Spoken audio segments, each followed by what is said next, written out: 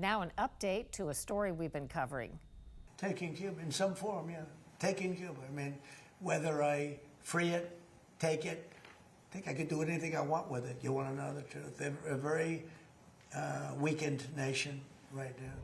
When U.S. forces removed Venezuelan President Murrow in January, it cut off the supply of crucial oil from Venezuela to Cuba.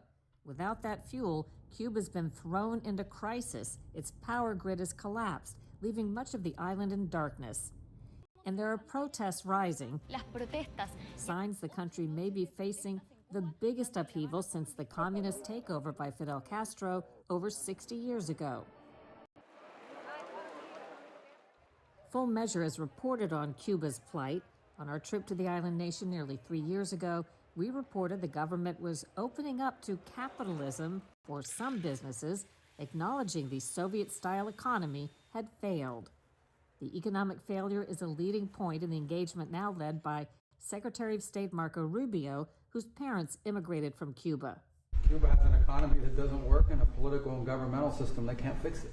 I spoke with Cuba Vice Minister of Foreign Affairs, Carlos Fernandez de Cosio, who said the country was anxious to rekindle ties with the U.S., which would mean the U.S. dropping its 64-year-old punitive trade embargo that pushed Cuba closer to China and Russia.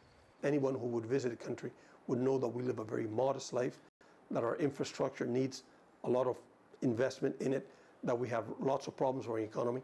But I would put to a test. Allow the U.S. to lift the embargo for just 2 years. Just 2 years, and measure what Cuba can be done.